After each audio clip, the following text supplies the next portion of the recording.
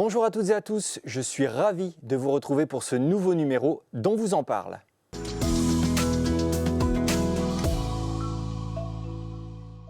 Avec moi aujourd'hui, Grégoire Thion, coordinateur jeune public de Droit de Cité, pour parler de la 21e édition du festival Tcholupio.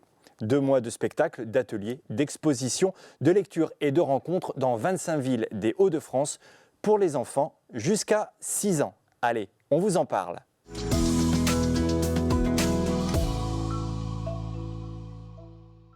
Grégoire, bonjour. Bonjour. Depuis le 1er octobre et jusqu'au 27 novembre, le festival Tcholupio accueille à nouveau les enfants et leurs parents pour de multiples rendez-vous d'éveil culturel, alors dans la médiathèque, mais pas seulement. Quel est le projet artistique de cette 21e édition ?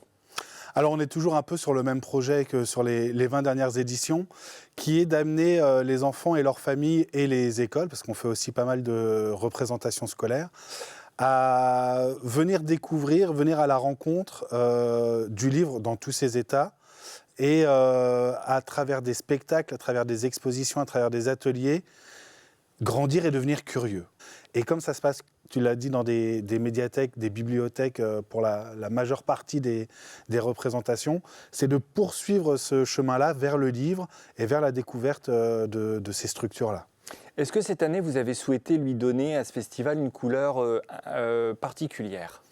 Certaines villes ont une thématique qu'elles choisissent pour les spectacles, et c'est un espèce de fil rouge qu'elles tiennent tout le long de Tcholupio, avec des expositions, des ateliers, car rajoutent en plus des spectacles qu'elles accueillent, mais on n'a pas une couleur particulière sur Tcholupio.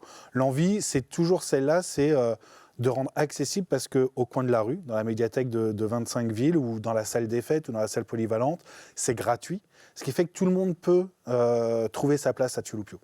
Quelles sont les disciplines artistiques des compagnies qui sont à l'affiche de ce festival et comment vous repérez justement les spectacles que vous programmez ensuite sur Tcholupio ? Alors la programmation est vraiment pluridisciplinaire. On a à la fois de la danse, on a du cirque, on a du théâtre, on a de la marionnette, on a du conte.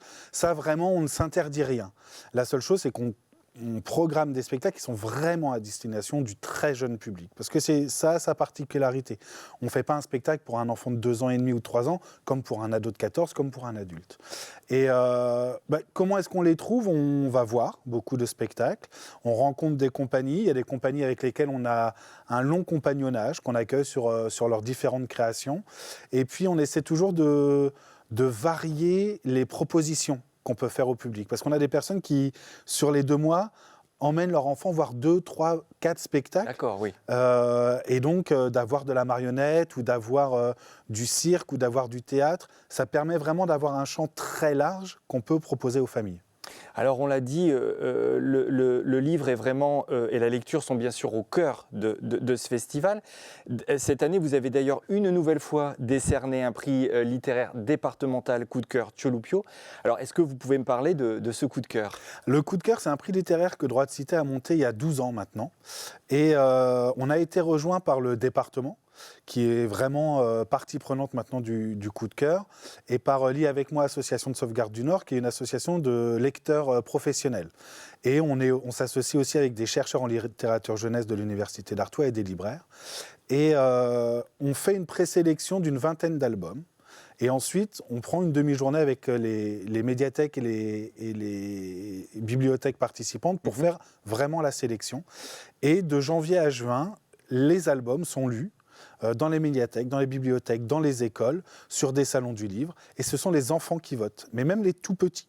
C'est-à-dire que quand on fait la lecture des albums, on se rend compte qu'un enfant de 18 mois ou de 2 ans, qui n'a pas forcément la parole, qui n'a pas forcément accès à la lecture, mais a des émotions vis-à-vis d'un album, que ce soit dans l'image, que ce soit dans l'histoire proposée.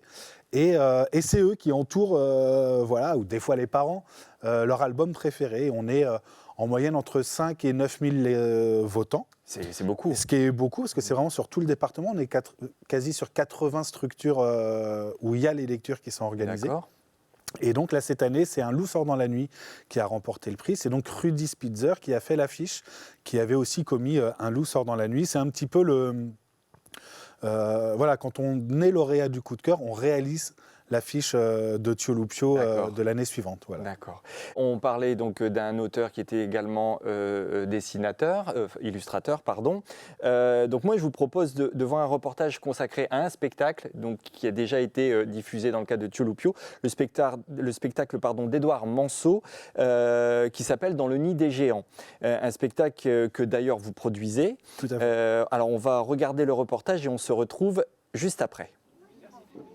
Les enfants qui sont là, c'est les futurs adultes de demain. Voilà. Je trouve que c'est quelque chose qu'on oublie beaucoup dans notre société et qui est très très important. C'est pour ça que c'est le nid des géants. Donc on est dans un petit nid avec des futurs géants. Et donc il y a un message qui se transmet et ça parle beaucoup de la transmission. Voilà, de qu'est-ce qu'on a envie de raconter à ces petits qui vont devenir des grands.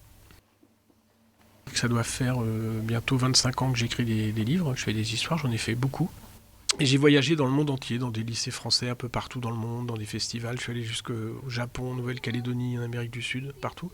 Et j'ai rencontré plein d'enfants. Et je faisais comme font beaucoup d'illustrateurs, c'est-à-dire que je parlais de mon travail. Mais c'est un truc technique qui les ennuie profondément. Et petit à petit, je me suis mis à leur hauteur. Et j'ai appris à communiquer avec eux et à aller à l'essentiel de ce que c'est que le livre, un message, un truc comme ça. Et c'est venu au fil du temps. Et ce spectacle, il s'est construit pendant des années. Et il bouge toujours. Toujours. L'objet livre, pour eux, est toujours un peu un objet étrange au départ, parce ils ont quand même 3-5 ans, hein, ils sont petits. Ils ne sont pas toujours conscients que derrière un livre, il y a un humain. Voilà. Donc là, le but de ce spectacle, entre autres, c'est de leur faire prendre conscience qu'il y a un humain, que cet humain a quelque chose dans la tête, et que pour le faire passer dans la tête de son lecteur, ça va passer par un livre. Et effectivement, dans le spectacle, avec quelques tours de magie très simples et tout ça, le lapin apparaît, disparaît, repart du livre et finit par rentrer dans leur tête. Et ils repartent avec le lapin. Je vais tourner les pages et petit à petit, il va rentrer dans votre tête. Vous êtes prêts? Attention. On est dans une société qui est dévorée par les images. Il y a des images partout. Et c'est important d'avoir des endroits où il n'y a pas d'images et où les enfants se les fabriquent. C'est-à-dire que dès lors qu'on leur dit qu'il y a une petite souris dans une trousse, parce que j'ai une petite trousse avec moi, si on y croit, ils y croient. Et donc souvent ils repartent en disant il y avait une souris, mais on ne l'a pas vue, mais il y avait une souris. Et effectivement, ils y croient. Et ça, c'est aussi la magie de l'enfance. Je les fais entrer dans mon univers, je les fais entrer dans l'histoire, je les fais entrer dans le livre, et après c'est eux qui rentrent carrément dans l'histoire et ils en deviennent acteurs. Et ils sont dedans physiquement, pas que dans leur tête. Et à un moment donné, puisque tous les enfants deviennent des poissons, il y a un pirate, il y a une princesse, on est tous dans le même bateau, en fait, on joue ensemble. Et il y a les parents qui les regardent et qui se disent c'est quand même bien d'être petit. Voilà, de retour sur le plateau dont vous en parle Grégoire. Une petite réaction sur ce reportage? Oui, c'est un très beau spectacle que propose Édouard, une forme un peu singulière. C'est comment ce qu'il a dans son imagination à lui arrive dans la tête des enfants et dans leur cœur. C'est pas le spectacle d'un illustrateur qui dessine. Vraiment, il est là pour partir avec eux dans une histoire avec rien, quelques feuilles, un crayon, une trousse et de l'imaginaire. On revient vraiment à la base presque du conte et du spectacle. Et les enfants sont vraiment embarqués. Alors après, Édouard, ça fait plus de 20 ans qu'il va dans les écoles. Et moi, on l'avait accueilli sur Tiolupio pour des ateliers dans les classes. Et à la sortie d'un des ateliers, je lui dis, mais tes 20 premières minutes, quand tu leur présentes ton travail et la manière dont ça se passe, c'est le début d'un spectacle. Si un jour ça te dit d'en faire un, on y va. Et donc il nous a rappelé, il a dit, écoute, ça me dirait bien de faire ça. Et depuis, le spectacle voyage énormément, parce qu'Édouard est un des illustrateurs les plus lus dans les écoles et dans les bibliothèques et les médiathèques. C'est vraiment un des 10 grands illustrateurs et auteurs de livres jeunesse. Et donc il va partout dans les écoles et dans les bibliothèques et les médiathèques pour jouer son spectacle maintenant. En quoi justement c'est important en tant que parent de raconter ou de lire une histoire à son enfant le soir? C'est une vraie nourriture. Comme il le dit dans le spectacle, ça ne nourrit pas dans le bidon, mais ça nourrit ici et ça aide à grandir, vraiment à travers les histoires. Les enfants ont des écrans, que ce soit la télé, l'ordinateur, les tablettes, et c'est pas... Quand c'est bien utilisé, c'est très bien. Mais l'importance de ce moment où on s'assoit sur un canapé ou dans le lit pour lire une histoire du soir, c'est un moment qu'on partage avec le parent et avec l'enfant. C'est là aussi où on construit l'imaginaire. C'est là aussi où un enfant peut poser des questions. Il y a des albums jeunesse très bien faits qui abordent certains sujets qui sont fondamentaux pour la construction de l'enfant. Et ça ne peut passer que par le rapport humain, pas à travers un écran.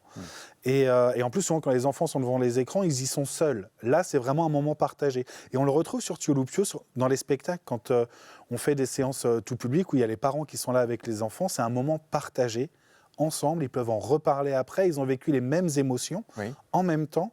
Et moi, je dis souvent, j'aime bien les séances du dimanche matin, parce qu'on a souvent aussi les papas, qui sont un peu les grands absents de Thiolupio, parce que c'est le mercredi ou le samedi, et encore, pour le moment, c'est principalement les mamans qui accompagnent. Et le dimanche, les papas sont là. Et c'est très important d'avoir ces moments-là avec son papa, ou avec sa maman, ou avec les deux, ou avec papy et mamie. C'est à partir de là qu'il y a des graines qui poussent dans l'imaginaire des enfants. Et ça, c'est le but même de Thiolupio. Alors justement, on va revenir à Thiolupio. Certaines communes partenaires du festival proposent des petits plus. Alors de quoi s'agit-il ? En fait, c'est des villes qui, au-delà d'accueillir un spectacle avec droit de cité dans le cadre de Thiolupio, proposent des expositions, des temps de lecture, des bébés booking, des petits ateliers que les médiathèques mettent en place elles-mêmes. Parce que souvent, au sein des médiathèques, il y a des vraies forces vives, des gens qui font vivre leur lieu et qui veulent vraiment créer un temps fort autour de Thiolupio, mais pas que autour des spectacles, d'avoir 2 semaines ou 3 semaines ou même 1 semaine vraiment dédié aux tout petits, à la petite enfance, autour du livre, autour de la création et autour de l'imaginaire. Et donc, il y a des villes qui développent ça.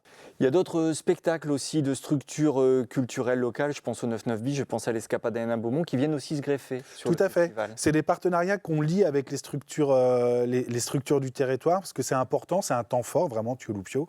Et ça permet aussi au public de voyager d'une structure à l'autre, d'une médiathèque à l'autre, ou d'un lieu comme le 99 ou l'Escapade, et de faire découvrir ce territoire et la richesse des structures culturelles qui maillent le territoire. Et ça, c'est important aussi. Parce qu'il y a des gens qui viennent au spectacle, ça se passe dans une médiathèque, ils font « je ne savais même pas que dans cette ville-là ou dans ma ville, il y avait une médiathèque avec autant de richesse ». Et il faut vraiment le souligner parce qu'on a une vraie belle politique culturelle au sein des agglos, mis en place par les agglos, que ce soit la CAC ou la CAL ou la Cabalère, avec lesquels on travaille. Et c'est important, autour de la lecture, c'est important aussi de le valoriser, parce qu'il y a un vrai maillage, il y a un vrai travail, et les familles sont accueillies vraiment dans ces structures-là. Alors Grégoire, nous avons désormais une tradition dans cette émission. Je vous propose de visionner une petite séquence smartphone d'une personne que vous connaissez bien. Et écoutez, elle a une petite question à vous poser. Ah. Monsieur Grégoire, bonsoir, bonjour. Pouvez-vous m'expliquer pourquoi la voiture que vous utilisez à titre professionnel a un trou béant juste devant, en bas du siège conducteur? C'est vraiment bizarre. On a les patrons qu'on mérite. Hein. Donc justement, Grégoire, est-ce que vous pouvez nous présenter cette personne et surtout, quelle est votre réponse? Alors, c'est une vidéo de Laurent Bridou, qui est le directeur historique de Droit de Cité. Et effectivement, on est beaucoup sur la route. Donc là, pour Thiolupio, on est obligé de un peu changer les voitures de fonction pour que tout le matériel tienne dans les voitures. Et donc là, moi, j'ai récupéré la voiture que normalement a mon directeur, et lui a récupéré la Clio que j'ai, moi, le reste de l'année. Et il y a un trou en dessous du pédalier parce qu'on est beaucoup sur la route. Moi, on m'avait dit, s'il est honnête, il doit parler de la taille de ses pieds. Oui, c'est vrai que j'aurais pu dire ça. Un 49 fillette, à un moment, il faut le placer dans une voiture. Grégoire, en tout cas, merci beaucoup d'avoir accepté notre invitation et à très bientôt pour échanger autour des spectacles jeunes publics et sur l'actualité de Droit de Cité en règle générale. Je voulais d'ailleurs vous demander une petite dernière question. Le festival, c'est jusqu'au 27 novembre. Où est-ce qu'on peut trouver toutes les informations? Alors, on peut trouver les infos sur les réseaux sociaux, sur la page Facebook du festival et sur le www.festival-thiolupio.com. Merci beaucoup et quant à nous, on se retrouve très vite sur cet écran et sur tous les autres pour un prochain numéro dont vous en parle. Salut!